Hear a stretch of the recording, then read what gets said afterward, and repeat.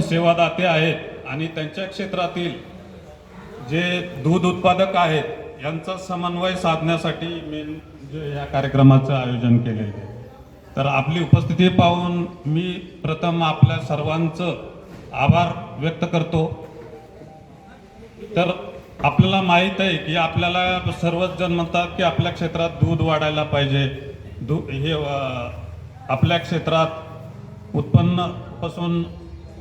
दुधापासून उत्पन्न वाढायला पाहिजे, हे सर्वच जण हे सांगतात. पण हे वाढायचं कसं? तर त्याच्यासाठी जातिवंत जनावरांची आवश्यकता आहे. तर जातिवंत जनावरं म्हणजे काय? तर जातिवंत जनावरं म्हणजे जे जनावरचं दूध उत्पादन जास्त आहे, त्याची गुणवत्ता चांगली आहे. जास्त म्हणजे किती? 10-20 लिटरच्या वर जे असणारे दूध देणारे जनावर आहेत ते जातिवंत जनावर असण्याची शक्यता आहे. तसेच ते प्रत्येक वर्षाला एक वासरू देतं असे जनावरं आपल्याकडं असायला पाहिजे. तर हे असे जनावरं आपल्या क्षेत्रात पाहायला मिळत नाही किंवा उपलब्ध होत नाहीत. भारी किंमत देऊन पण आपल्याला मिळत नाही. तर आपण हे असे जनावरं हे करण्यासाठी, कारण कुठलेही जनावर बाजारात किंवा बाहेरून आणतो त्याला काहीतरी खोट असते किंवा काहीतरी त्याच्यात प्रॉब्लेम असतो म्हणून विकले जातात. तर त्याच्यामुळं आपल्याला दुधाचं दूध उत्पादन वाढवता येत नाही. तर हे सगळं टाळण्यासाठी आपल्याकडं या विदर्भ मराठवाडा डेअरी प्रकल्प याच्यामार्फत EIचा प्रकल्प चालू झालेला आहे आणि त्या प्रकल्पामार्फत की आपल्याला बाजारातून किंवा बाहेरच्या राज्यातून कुठलेही जनावर आणायची आवश्यकता नाही किंवा ते बाहेरच्या राज्यातून आलेलं जनावर आपल्या एरियामध्ये टिकत नाही किंवा जास्त दूध देत नाही.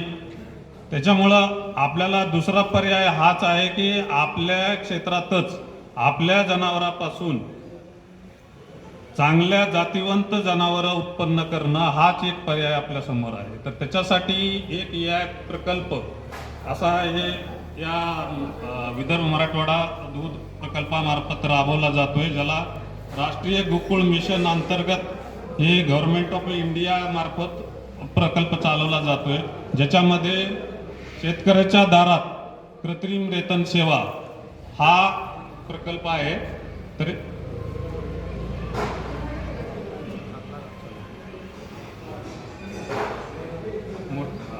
तर हा प्रकल्प हे 2 रिजनमध्ये चालवला जातोय, विदर्भ आणि मराठवाडा. आपल्याला माहित आहे की पश्चिम महाराष्ट्रात ऑलरेडी चांगलं दूध उत्पादन आहे. हे कशामुळं आहे? तर फक्त आणि फक्त कृत्रिम रेतन आणि EI. तिथं EI जास्त होतात आणि शेतकऱ्याला तिथं हे पैदा झालेले आहेत, त्याच्यामुळं तिथलं उत्पन्न जास्त आहे. आणि मराठवाडा आणि विदर्भ हे अजूनही पाठीमागे असल्यामुळं तर ह्या प्रकल्पाची इथं चालू करण्यात आलेलं आहे.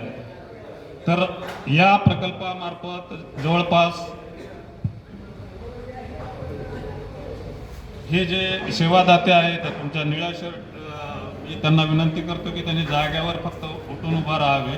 हे असे 500 लोक तुमच्या क्षेत्रातीलच बेरोजगार लोक, हे त्यांना थोडीशी ट्रेनिंग देऊन, त्यांना प्रशिक्षण देऊन, त्यांना तयार करून त्यांची अपॉइंटमेंट आपल्या क्षेत्रातच केलेली आहे आणि ते आपल्या दारात येऊन आपली कृत्रिम रेतनाची सेवा देण्याचं काम करत आहे.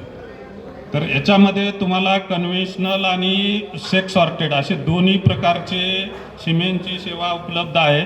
तर याच्यामध्ये सेक्स सॉर्टेड म्हणजे फक्त 90% केसेसमध्ये तुम्हाला मादा जन्मल म्हणजे वासरू त्याचा जे आहे वगार किंवा कारवडच जन्माला येईल.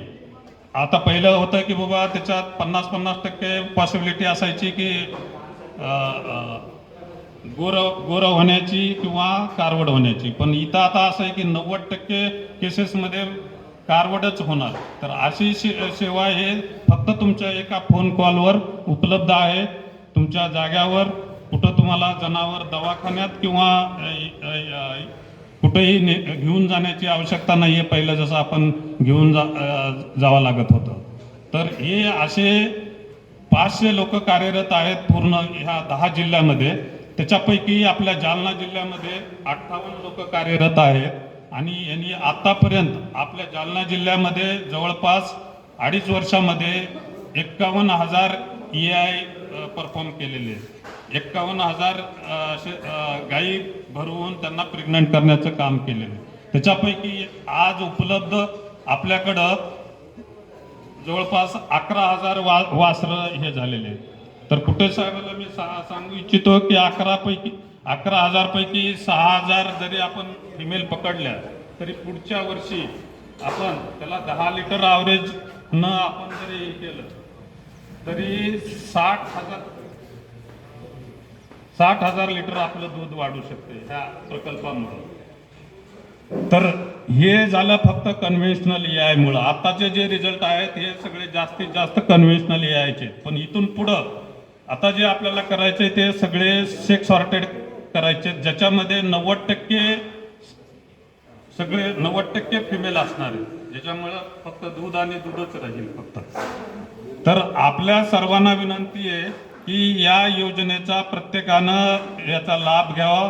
हे प्रत्येक गाय आणि म्हैस ह्या कृत्रिम रेतनानेच गाभण व्हावी याची दक्षता सर्वांनी घ्यावी. आमच्या कृत्रिम रेतन कार्यकर्त्यांनी मी घ्यावी आणि पशुपालकांनी बी घ्यावी, कारण तुमच्या सहभागाशिवाय हे पॉसिबल नाही. कारण एवढे जे EI झालेत हे फक्त तुमच्या सहभागामुळेच झालेले आहेत आणि पुढेही हे केलेले.